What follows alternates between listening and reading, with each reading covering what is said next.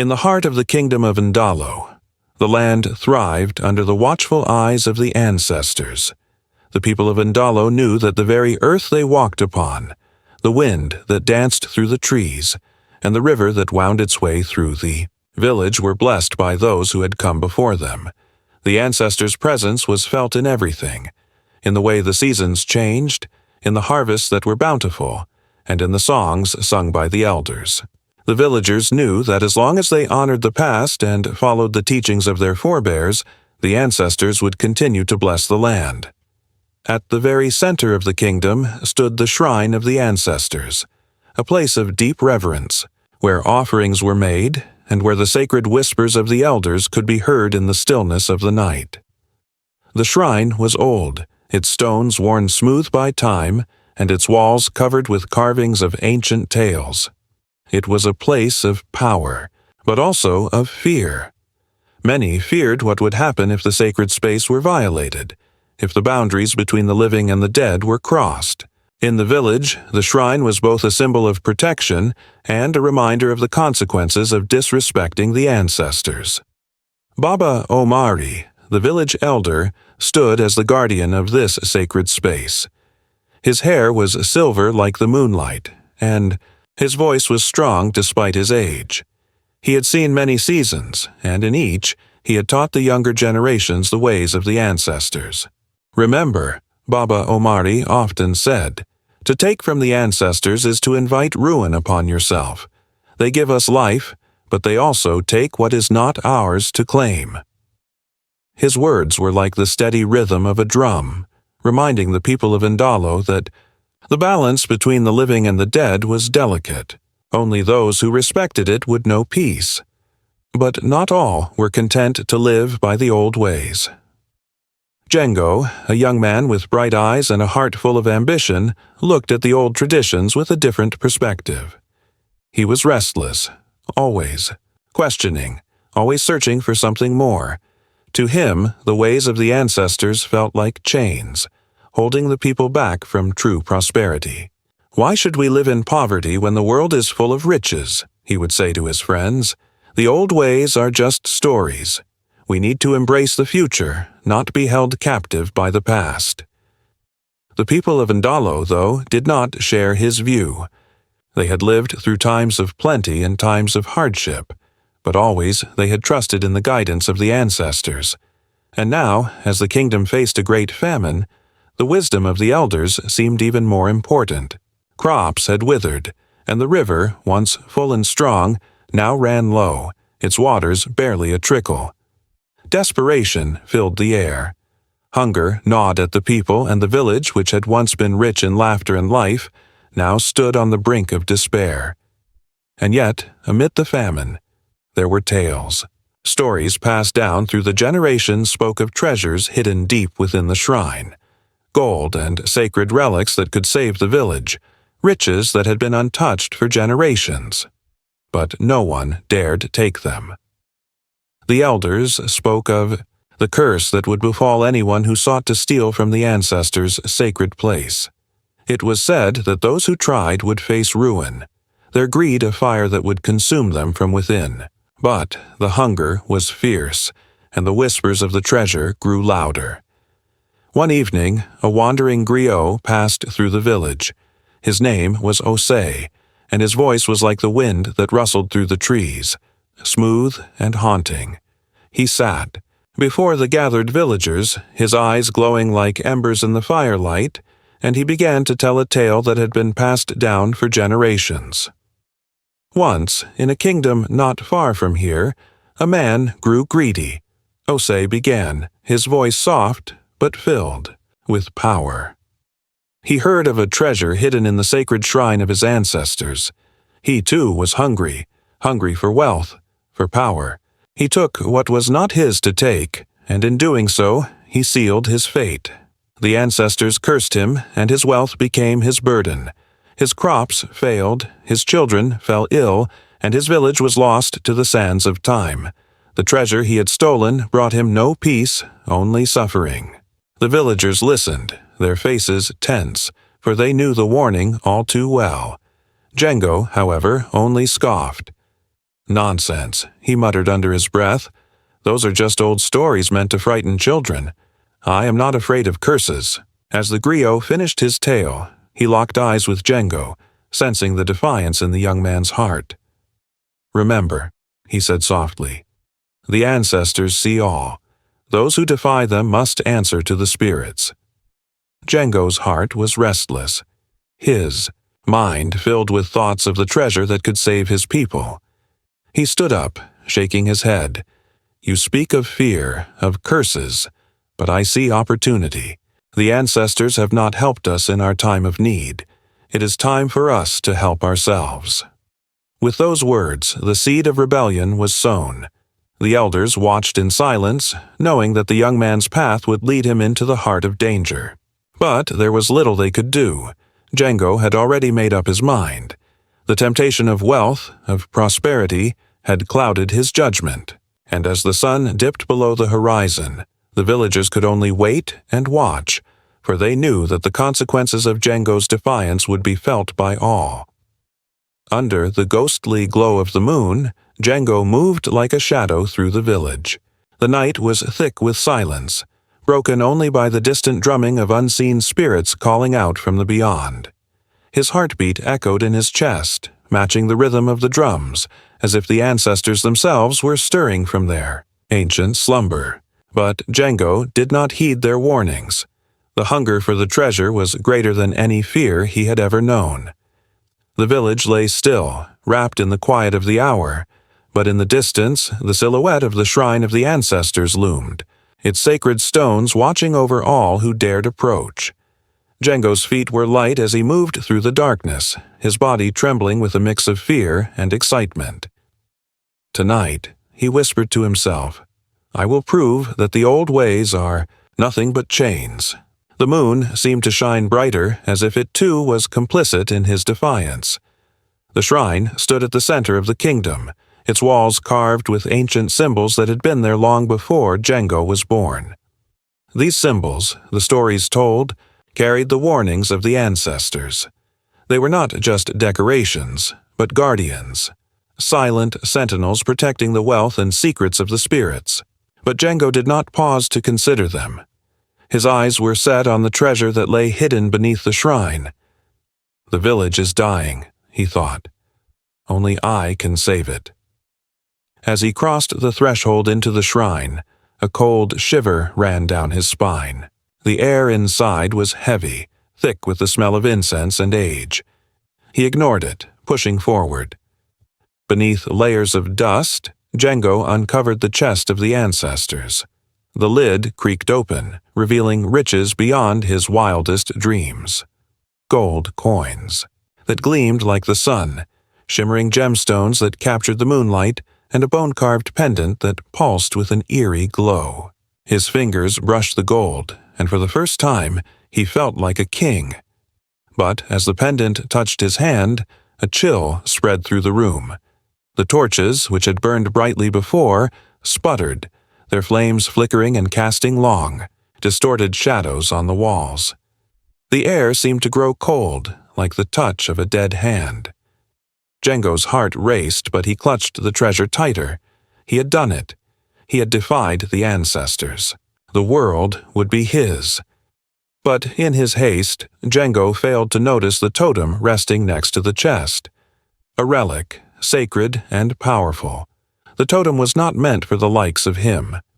It was said to be a gift from the ancestors themselves, reserved for the chosen one, someone with the wisdom and heart to carry its weight. But Django, blinded by greed, did not understand the power of what he had taken. With the chest in his arms and the pendant around his neck, Django rushed out of the shrine, his heart pounding with excitement. He believed he had escaped. The village slept, unaware of the darkness that had crept through its sacred walls. I will return tomorrow, he thought, and the people will sing my praises. He hurried through the village, his mind already racing with plans of how to use the treasure to rebuild the kingdom. But that night, Django was not alone. Shadowy figures moved through his dreams, their forms indistinct but their presence overwhelming. They surrounded him, their whispers heavy like the weight of 100 years. "Return what was taken," they warned, their voices as cold as the wind. "Return it before it is too late." Django tossed in his sleep, but their words lingered in his mind, like a shadow that could not be shaken. As the first light of dawn broke over the village, Django awoke in terror. His skin burned with an unnatural heat, and when he looked down, he saw the markings.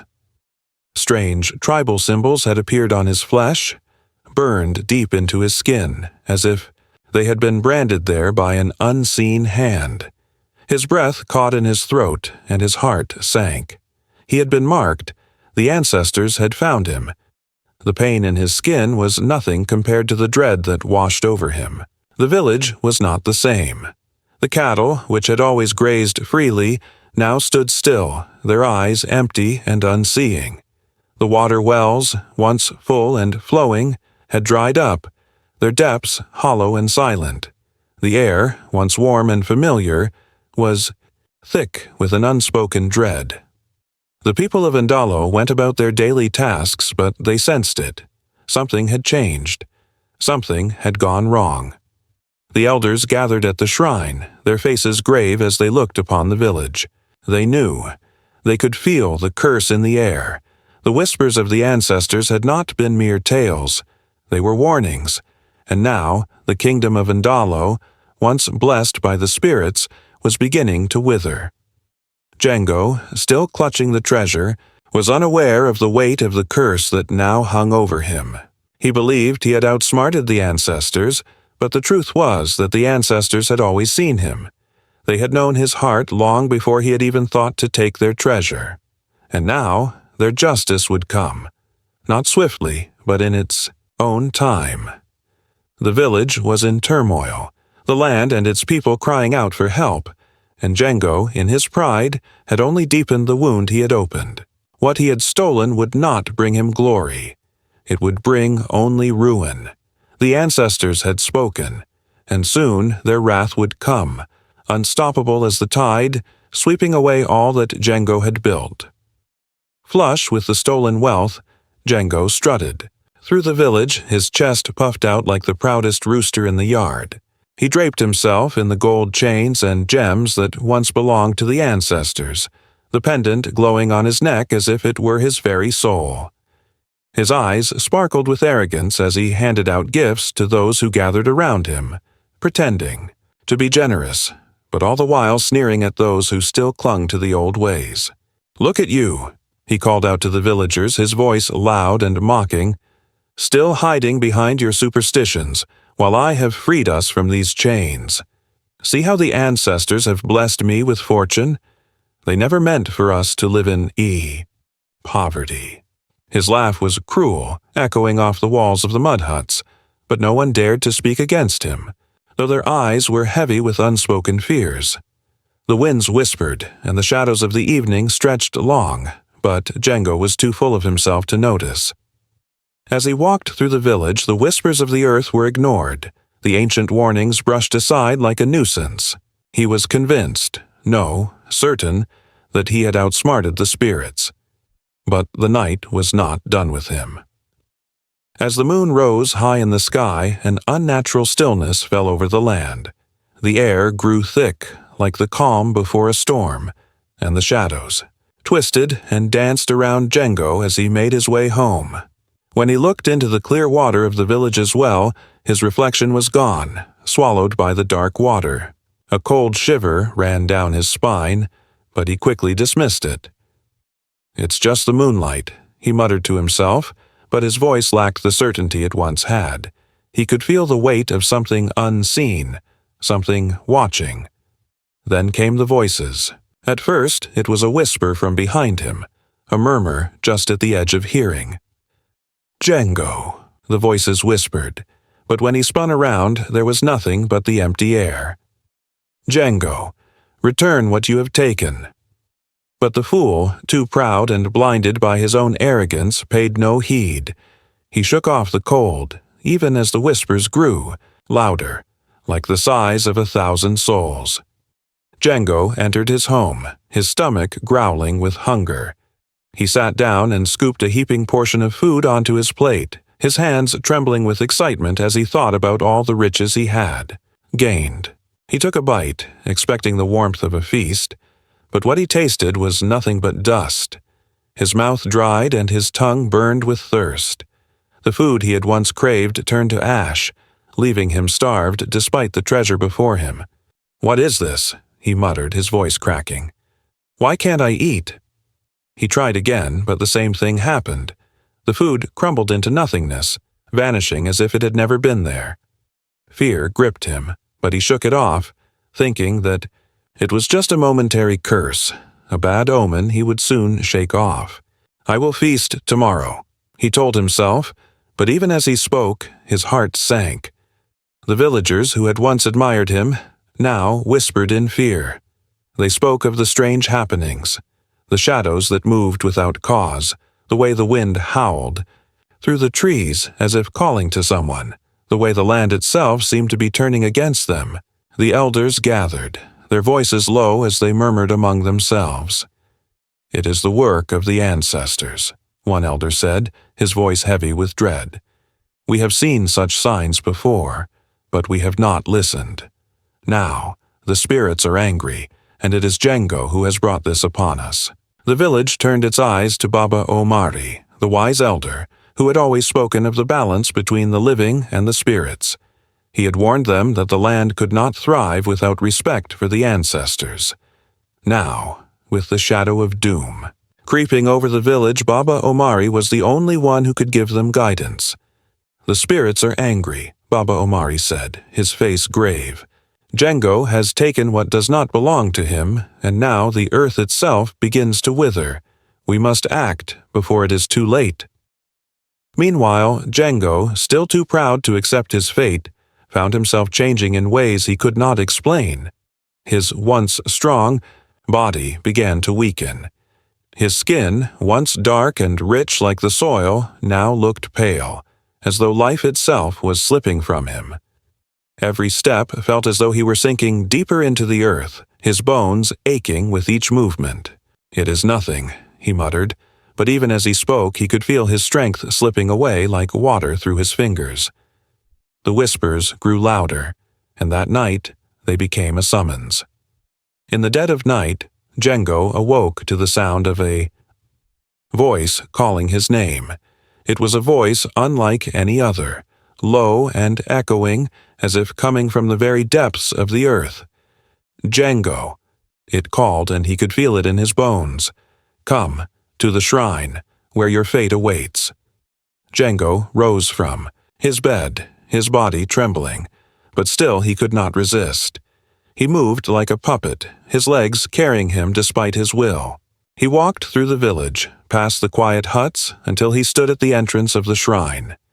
The air was thick, as though it had been waiting for him.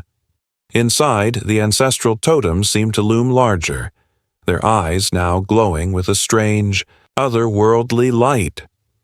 Baba Omari and the elders had gathered, their faces filled with sorrow. They had known that the time would come when the spirits would demand justice. "We must ask the priestess for guidance," Baba Omari said, his voice trembling with fear. The village's priestess, a woman of great power and knowledge, was called upon to speak to the spirits. She had never before been asked to intervene in such a matter, but she knew the balance of the world had been broken, and only she could help set it right. The priestess stood before Django, her eyes deep with the wisdom of the ages. "You have stolen from the ancestors," she said, her voice filled with sorrow. "You have taken what was never meant for you. You must return what you have stolen, but even then, the world will not be the same. The debt you owe cannot be repaid." With mere words, Django fell to his knees, his heart heavy with guilt. His once proud chest now collapsed under the weight of his regret. "Please, forgive me," he whispered, his voice trembling. "I did not know. I did not understand." But the spirits were not moved by words alone. A great storm gathered overhead, and the sky itself seemed to bleed, streaks of red lightning flashing through the heavens. The earth trembled beneath their feet, and the wind howled, a cry of anguish that seemed to pierce the soul. The sky was torn asunder, and as the storm raged, the spirits of the ancestors rose from the mist, their forms faint but unmistakable. Their eyes were hollow, filled with sorrow and judgment. They gazed at Django, the one who had defied them, and the air grew thick with their grief. "You have defiled the sacred balance," the voice of the ancestors echoed, sorrowful yet stern. "Now, you must face the consequences. You have brought this curse upon yourself, and upon the land." Django trembled, his body shaking as the weight of the ancestors' judgment fell upon him. The storm raged on, and as the spirits of the ancestors rose, it became clear that the time for mercy had passed. Django had chosen his path, and now he would pay the price. Frail and broken, Django crawled through the village, his body weak, his mind lost in a haze of regret. Each step was heavier than the last, as though the earth itself was rejecting him. His skin, once dark like the rich soil, had turned pale, stretched thin over his bones. His eyes, once filled with pride, now only reflected the despair he had brought upon himself. The weight of his crime pressed on him like a heavy stone, crushing him under its burden. He no longer strutted with the swagger of the thief who had stolen from the ancestors. Now, he was just a man who had sinned, seeking redemption he could not find. He passed by the villagers, their eyes filled with pity and fear, but no one spoke. They all knew what was coming. They had seen the signs: the cattle that no longer grazed, the rivers that ran dry, the land that seemed to reject the touch of life itself. The village was dying, and it was Django's fault. With every painful step, his mind flashed back to the shrine, to the night he had defiled it, to the pendant he had stolen. The pendant that now lay burning a hole in his palm, as if the spirits themselves were reminding him of his sin. He had tried to escape his fate, but it was too late. The ancestors had caught up with him, and now he was nothing more than a shell of the man he had been. Finally, he reached the sacred shrine, the place where the spirits of the ancestors rested. It stood silent and still, its ancient stones holding the memories of countless generations. Django stumbled forward, the pendant still clutched tightly in his shaking hand. He fell to his knees before the shrine, his voice trembling as he prayed, though he did not know if the spirits would hear him. "Great ancestors," he whispered, his words raw with desperation, "I have stolen from you. I have defiled your sacred place. Please, forgive me. I offer my life in exchange for the peace of the village. Please, let it live again. Let the curse be lifted." As his words fell into the silence, the wind shifted. A cold gust blew through the trees, carrying with it the voice of Munzi Jabari, the first ancestor, who had long since passed into the spirit world. His voice was strong and clear, as though it came from the very depths of the earth. "To steal from the dead," the voice said, echoing through the stillness, "is to forsake the living, and in forsaking the living, one must pay the price. Django, you have broken the sacred bond. The land you have stolen from will no longer yield its life until balance is restored." Django trembled, feeling the weight of Mz Jabari's words deep in his soul. He had been warned by the elders, but his greed and arrogance had blinded him. Now, it was too late to turn back. The ancestors had spoken, and there was no escape from their judgment. The wind swirled around him, and the spirits of the ancestors appeared in the mist. They were not angry, not vengeful, but sorrowful, their eyes filled with the weight of what had been done. They looked down on Django, the one who had broken their trust. "You have two choices, Django," a voice rang out as the spirits gathered around him. "You may choose to surrender your life, and in doing so restore balance to the village. Or you may choose to roam the earth forever, a cursed soul, forgotten by time and lost to the world." Django's heart beat loud in his chest. The pain of his decision threatened to break him, but for the first time, he thought beyond himself. He thought of the village, of the people who had trusted him, of the land that had given him so much. He thought of the children who had once played under, the wide skies, the laughter of the elders as they passed down their wisdom. All of it was dying because of him. He fell to his knees once more, his hands shaking as he lifted the pendant. I choose to give my life, he whispered, his voice steady but filled with sorrow. I will take the burden of my sin, so that the village may live. The spirits were silent for a moment, their eyes soft with understanding. Then they nodded, their faces solemn. With trembling hands, Django placed the pendant back on the altar of the shrine, the place where it had once been taken. As he did, the ground beneath him began to shake. The sky darkened, and a brilliant light flooded the land, a light so bright that it seemed to pierce the very heart of the earth. The moment the pendant touched the stone, the curse was broken. The cattle that had once refused to move rose to their feet, their eyes bright with life. The rivers which had run dry for so long began to flow again, their waters clear and strong. The land, once barren and empty, began to breathe as the trees bloomed with new life and the crops grew strong in the soil. Ndalo was saved, but its savior was no more. Django's body, now lifeless, crumbled into dust, the wind carrying it away, scattering it across the land. His name would be remembered, but not as a hero. It would be a whispered warning on the lips of the elders, a tale to be passed down to the children who would learn from his mistake. Let this be a lesson to all who would defy the sacred. The ancestors' voices echoed one last time, their forms fading into the mist. The balance of life and death is not to be tampered with. The land belongs to the spirits, and the spirits belong to the land. And so the village of Ndalo lived once more. The people would remember Django, not as the man who had stolen from the ancestors, but as the man who had paid the ultimate price for the sake of the village. His story would live on, not as a tale of greed and betrayal, but as a lesson of redemption, of the weight of choices and the power of sacrifice. With the curse lifted, the village of Ndalo began to rise again. The land, once barren and dry, now breathed with life. The rivers flowed strong, and the cattle grazed on the rich green pastures. The people, weary and broken, came together as one.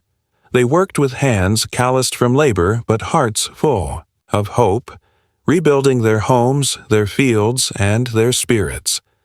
Every brick laid, every crop planted was a testament to the strength of their unity and the power of the ancestors' mercy. Ndalo was alive again, not just in the soil but in the hearts of its people. But the shrine, standing tall on the hill, remained untouched. No one dared approach it. Its sacred stones, now bathed in the light of the rising sun, carried the weight of a lesson that had been carved into the very fabric of the village's soul. The spirits had spoken, and their judgment had been swift and final. There was no forgetting the price of greed, and no one would ever again take from the ancestors. The shrine now stood as a silent warning, a place where the memory of Django's fate would live on. One by one, the elders gathered at the foot of the shrine, their eyes heavy with the knowledge of what had come before. They spoke in hushed tones, for the spirits still lingered in the wind, watching over their people. It was then that Baba Omari, the wise elder who had seen the coming of the ancestors, stepped forward. His voice, though old and worn, carried the strength of 1,000 generations. "We will not let this sacred place fall into neglect," he said, his hands resting on the stone. "The ancestors have entrusted us with their wisdom, and we must protect it. A new guardian must be chosen, someone who will watch over the shrine and keep its secrets safe." The people gathered in solemn agreement, for they knew the weight of the task. It was not just any person who could be chosen to guard the shrine. It had to be someone with a heart pure enough to honor the spirits, someone whose soul had been tempered by the lessons of the past. From the crowd, a young man named Kofi stepped forward. He had been a boy when Django had stolen from the shrine, and the memory of that time had shaped him. He had seen the pain in the faces of his elders and the fear in the eyes of the children, but he had also witnessed the redemption that came from sacrifice. He had learned that the land belonged not to the living alone, but to the ancestors who had come before, and to those who would come after.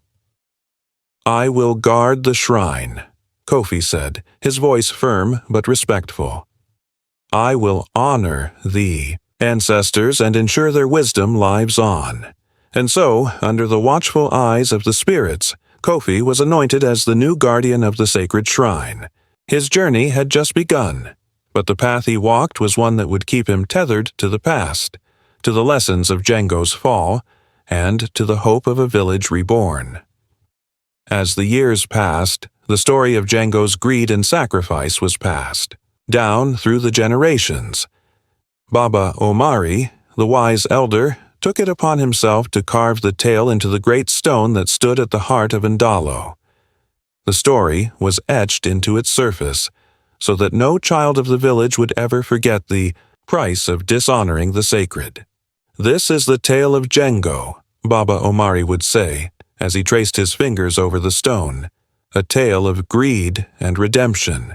Remember it, for the ancestors never forget." One evening, as the sun set over the land, a young boy named Tay stood before the stone. His eyes were wide with wonder as he listened to the elders retell the story of Django, his heart trembling with both fear and wisdom. "The spirits of the past are always watching," Baba Omari's voice echoed. "They do not forget, and they will not forgive those who break the sacred bond." Tay shivered, the weight of the lesson settling deep in his bones. The tale had become his tale, too. It would live within him, guiding him through the choices he would face in his life. As the elders gathered around the fire, their voices low and steady, they shared the final lesson. "Greed blinds even the wisest," they said in unison. "But the spirits of the past never forget. They will always find those who stray from the path, and they will guide them back if they can. But remember this, children of Ndalo, honor the sacred, respect the ancestors, and the land will give you all that you need." The fire flickered, casting long shadows across the village, but the hearts of the people glowed bright with the wisdom of the past. The story of Django would never be forgotten, for it was now etched not only in stone but in the hearts of all who called Ndalo home. It was a lesson that would live on for generations, a reminder of the price of greed and the power of redemption.